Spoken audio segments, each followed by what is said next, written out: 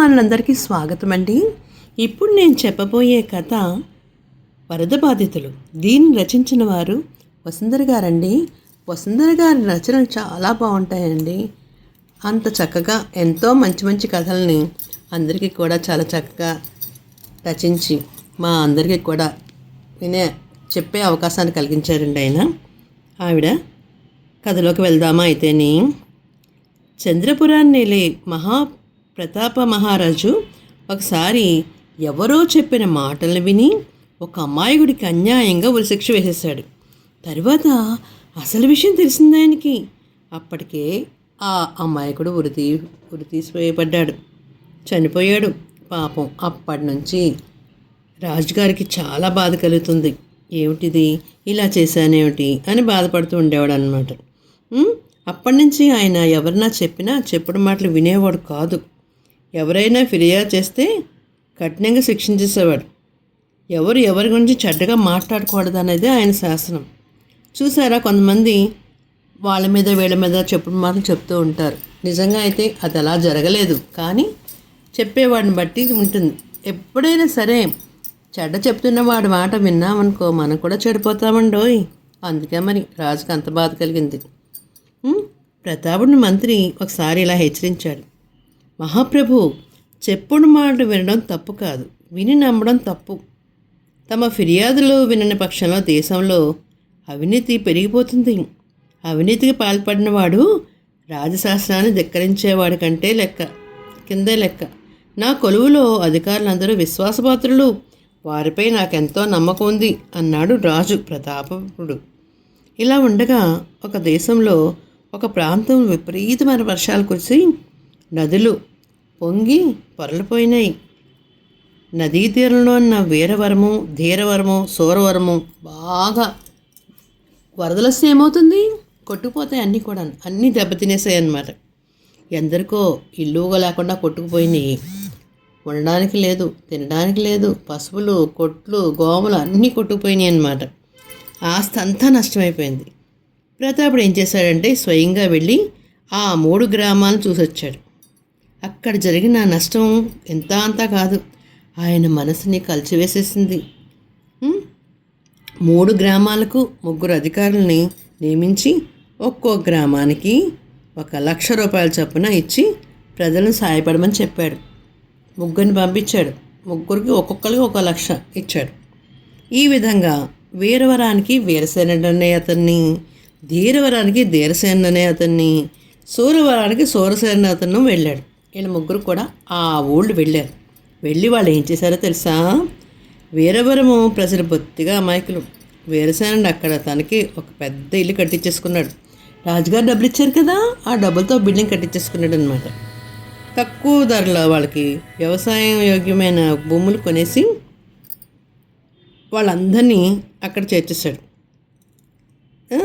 ఈ విధంగా ఊళ్ళో వాళ్ళందరూ కూలిజనం అయిపోయారు. అంటే పాపం మళ్ళీ పంటలు పోయినాయి, పంటలు లేవు. ఈడేం చేశాడు, ఏకమొత్తంగా కొనేసేసి వాళ్ళని కూలి పని చేసుకోమని చెప్పేసి వాళ్ళకి ఇచ్చేసాడు అనమాట. ధీరవరంలో అప్పటి వరకు ప్రజలు పీడించి బతుకుతున్న ఒక దుష్టబుద్ధితో చేతులు కలిపాడు ధీరసేనుడు. అంటే ఒక్కొక్క ఊళ్ళో దుష్టభక్తులు ఉంటారు. అలాంటి వాడితో మనం చేతులు కలిపామనుకో మనం కూడా వాళ్ళగా తయారైపోతాం కదా మరి. అంచేత ఇద్దరు కలిసి ఆ ఊరిని చెరసంగం పనిచేసుకుని రాజు ఇచ్చిన డబ్బుతోని విలాసంగా విందులతో విలాసాలతో అలా చేస్తూ కాలక్షేపం చేసేస్తున్నారు. ఇక్కడ ప్రజలకి కూడా రాజుగారు సహాయం అందలేదు. వాళ్ళకి తెలియదు కూడా కనీసం. రాజుగారు 1,00,000 రూపాయలు ఇచ్చారు, జనాలందరికీ తలకాస్త పంచిపెట్టమన్నారు. ఎవడేం చేయలే, వాళ్ళిద్దరూ తినేసి కూర్చున్నారు అంతే. డబ్బంతా వాళ్ళు వాడేసుకుంటున్నారు. సూరవరాన్ని కుబుద్ధి దుర్బుద్ధి అనే 2 దుర్మార్గులను పీడిస్తూనే ఉండేవారు వాళ్ళు ఆ ఊళ్ళో. సూరసేనుడు వాళ్ళతో కలిసి ఊరును 3 భాగాలుగా చేసేసి వాళ్ళ 3 మీరిద్దరూ పంచుకోండి, నేను ఒకటి పంచుకున్నా అని చెప్పేసి వాళ్ళిద్దరూ అక్కడ ప్రజలకి రాజుగారు 1,00,000 రూపాయలు ఇచ్చారు కదా, మరి ఆ 1,00,000 రూపాయలు ఎవరికి ఏమి ఇవ్వాల, వాళ్ళే వాడేసుకుంటున్నారు.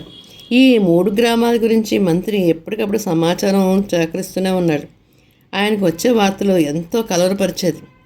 ఎలాగా, రాజుగారు తెలిస్తే చంపేస్తాడు, ఉరి తీయించేస్తాడు. ఎలా చెప్పాలి, ఏమిటి, ఇంత కష్టపడుతున్నారు ప్రజల కోసము రాజుగారు ఇచ్చిన డబ్బులు ఎవరికీ ఉపయోగం అవ్వట్లేదే. అనుకుని కొన్ని నెలలు గడిచిపోయినాయి. మంత్రి ప్రతాపుడితో, ప్రభు తమను 3 గ్రామాలకు 3 లక్షల వరహాలు సహాయం చేశారు. ఆ సొమ్ము ఎలా వినియోగపడుతుందో తెలుసుకోవడం మంచిది కదా అన్నాడు. మంచిదే, ఎవరైనా పంపి తెలుసుకుని రమ్మనండి. అయితే అధికారులపై నేరారోపణ చేయడానికి ప్రయత్నిస్తే మాత్రం శిక్ష కఠినంగా ఉంటుంది అన్నాడు ప్రతాపుడు. ఏంటంటే ఆ ఊరెళ్ళమను వెళ్ళారు, కానీ వాళ్ళ మీద ఆరోపణ చేయకూడదు. నేను వాళ్ళకి ఇచ్చాను, వాళ్ళు మంచివాళ్ళు, మంచి ప్రవర్తన కలవాళ్ళు అని చెప్పాడనమాట. మంత్రి పంపించిన ఒక చమత్కారుడు అనేవాడు వెళ్ళాడనమాట అక్కడికి. అక్కడ పరిస్థితుల్ని చూసొచ్చి మంత్రికి చెప్పాడు. మంత్రి ఆ వివరాలని విని, పరిస్థితి మరీ ఇంత దారుణంగా ఉందనుకోలేదు. ఫిర్యాదులు లేవని అధికారుల మీద విర్రవీగి పోతూ ఉంటారు. ఇలా అయితే దేశంలో సంక్షోభం పుట్టడానికి మరి ఇంకెంతకాలం పుట్టదు. ఈ వివరాలని రాజుకి ఎలా చెప్పాలో తెలియట్లేదు అన్నాడు. చమత్కారుడు తాను రాజుతో అసలు విషయం తెలివిగా చెప్తా అన్నాడు. మీరేం కంగారు పడిన మంత్రి గారు, నేనున్నాను కదా, ఆయనకి ఎలా చెప్పాలో అలా చెప్తానులే అన్నాడు. కానీ మంత్రి చాలా భయపడ్డాడు. నువ్వు ఎవరి మీదైనా పితరులు చెప్పావనుకో వెంటనే నువ్వు శిక్ష ఇస్తారే, ఎలాగా అంటే, లేదు నేను చక్కగా చెప్తాను, వివరిస్తాను అన్ని విషయాలు అని చెప్పాడనమాట. దేశక్షేమం కోసం ఆ మాత్రం ప్రమాదంలో ఎలాగ తప్పదు. మరి ప్రజలు బాగుండాలంటే నేను ఏదో రకంగా రాజుకి వివరించి చెప్పాలి అక్కడ విషయాలు అని చమత్కారుడు ఏం చేశాడంటే రాజుని కలుసుకున్నాడు. ఆ 3 గ్రామాలు ఎలా ఉన్నాయి ఆ 3 గ్రామాలు అని రాజు అడిగాడు.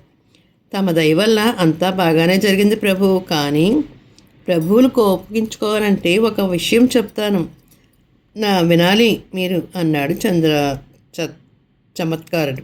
ఎవరి మీద నేరాపణ చేశావో శిక్ష చాలా కఠినంగా ఉంటుంది అన్నాడు ప్రతాపుడు.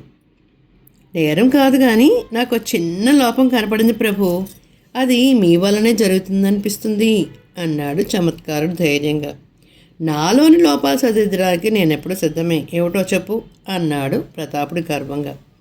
వీరవరంతో పోలిస్తే ధీరవరానికి, ఆ రెండింటితో పోలిస్తే సూరవరానికి చాలా అన్యాయం జరుగుతున్నట్టు అనిపిస్తుంది నాకు. నా బంధబుద్ధికి తోస్తుంది అన్నాడు చమత్కారుడు. చెప్పేదేదో సూటిగా చెప్పు, ఏమిటిది ఇలా చెప్తున్నావు అన్నాడు ప్రతాపుడు చిరాగ్గా. వీరవరంలో ఒక్కడే వరదబాధకుడు ఉన్నాడు. ఆ గ్రామానికి 1,00,000 వరహాలు ఇచ్చారు. మీ ఔదార్యానికి ప్రజలంతో సంతోషపడుతున్నారు. ధీరవరంలో 2 వరద బాధితులున్నారు. ఆ గ్రామానికి 2 లక్షల వరహాలు ఇవ్వాల్సింది, కానీ 1,00,000 మాత్రమే ఇచ్చారు. సూరవరంలో 3 వరద బాధితులున్నారు. అయినా గ్రామానికి 1,00,000 రూపాయలే ఇచ్చారు. మీరు ఒక్కొక్కరికి ఒక్కొక్క వరద బాధితుడికి 100 వరహాలు ఇచ్చినా అదే ఎంతో గొప్ప విశేషం. అలాంటిది మీరు ఒక్కో వరద బాధితుడికి 35,000 చొప్పున ఇవ్వడము తక్కువ విశేషమేం కాదు, కానీ అందరికీ సమానంగా ఇచ్చుంటే ఇంకా బాగుండేదని నా అభిప్రాయం అన్నాడు చమత్కారుడు. చమత్కారం అనే పేరులో వాళ్ళలోనే ఉంది కదా. చమత్కారుడు అలా చెప్పాడు. మూర్ఖుడా, ఆ గ్రామంలో 100ల కొద్దీ వరద బాధితుల కోసము నేనే స్వయంగా చూశాను. నువ్వు 3 గ్రామాలు కలిపి 6 లెక్క కడతావేంటి? నీకేమైనా మతిపోయిందా ఏమిటి అన్నాడు ప్రతాపుడు. ప్రభు, తమరు ఒక మహాత్ముడిని సన్మానించడం కోసం ఒక మాల తయారు చేయించారు. ఆ మాల తన చేతితో ఎవరు అలంకరిస్తే వారే కదా ఆ మహాత్ములని మేము గ్రహిస్తాము అన్నాడు చమత్కారుడు. అవును అన్నాడు ప్రతాపుడు. తమను వరద బాధితులుగాని కొంత ఇచ్చారు. ఆ డబ్బు ఎవరికి చేరితే వారినే కదా వరద బాధితులుగా నేను గుర్తించగలను అన్నాడు చమత్కారుడు. అంటే అన్నాడు ప్రతాప్. ప్రభు, తమరు ఫిర్యాదులు వినరు, తమ అధికారులు విశ్వాసపాత్రులు. నేను 3 గ్రామాలకు వెళ్ళాను. తమరు వరద బాధితులుగాని ఇచ్చిన సొమ్ము వీరవరంలో 1కి, ధీరవరంలో 2కి, సూరవరంలో 3కి చేరింది. దీన్ని బట్టి వాళ్ళు మాత్రమే వరద బాధితులు నేను అనుకుంటున్నాను. ఎందుకంటే డబ్బులు వాళ్ళు తీసుకున్నారు కాబట్టి, ప్రజలకు ఇవ్వలేదు కాబట్టి అని చెప్పాడు. దీని వెనుక ఏదో రహస్యం ఉందని ప్రతాపుడికి అనుమానం కలిగింది. ఆయన ఎవరికీ తెలియకుండా ఆ 3 గ్రామాలకు వెళ్ళి అధికారులు చేసిన అన్యాయాలను తెలుసుకుని ఎంతో నొచ్చుకున్నాడు. ఆ 3 గ్రామాలకు సహాయం కోసము భారీ ఎత్తున కొత్త ఏర్పాట్లు చేసి దుర్మార్గులను కఠినంగా శిక్షించాడు. ఆ తర్వాత ఆయన తిరిగి ఫిర్యాదులు వినడం ఆరంభించాడు. మంత్రి చమత్కారుని ప్రత్యేకంగా సన్మానించాడు. చూసారా మరి చమత్కారుని ఎంత చక్కగా చెప్పాడో. మరి కర్ర ఎవిరకుండా పాము చావకుండా చాలా చక్కగా చెప్పాడు కదా. మరి అందుకని ప్రభుత్వ ధనాన్ని కాజేసే వాళ్ళని వరద బాధలు అనడం పరిపాటు అయిపోయింది. ఎవరన్నా వాళ్ళ దేశంలో వరద బాధలకు ఇచ్చిన డబ్బులు తీసుకున్నారనుకో, వాడిని డబ్బులు ప్రజలకు ఇవ్వకుండా వాళ్ళే నొక్కేస్తారనుకో, వాళ్ళు వరద బాధితులు అని చెప్పడం మొదలుపెట్టారనమాట. ఈ కథలో నీతి ఏమిటంటే, చమత్కారాలు చాలా చమత్కారంగా చెప్పి రాజుకి మంచి బుద్ధి కలిగేలా చేశాడు. అంటే రాజు తన ఫిర్యాదులు వినడము, దాన్ని తగిన శిక్షలు వేయడము చేయడం మొదలుపెట్టాడనమాట. చూసారా మరి చమత్కారం ఎంత చమత్కారంగా చెప్పాడో. మరి కొంతమంది అలాగే చేస్తారు. ప్రభుత్వ ధనాన్ని వాళ్ళే ఉపయోగించుకొని వాళ్ళే వాడేసుకుని నిజమైన ప్రజలకి అందకుండా చేసేవాళ్ళు చాలామంది ఉన్నారు. ఇదే మరి తెలుసుకోవాల్సిన విషయం. తెలుగువారి దీపకాంతికి లైక్ చేసి, షేర్ చేసి, సబ్స్క్రైబ్ చేసి, కామెంట్ రూపంలో పెట్టండి మరి.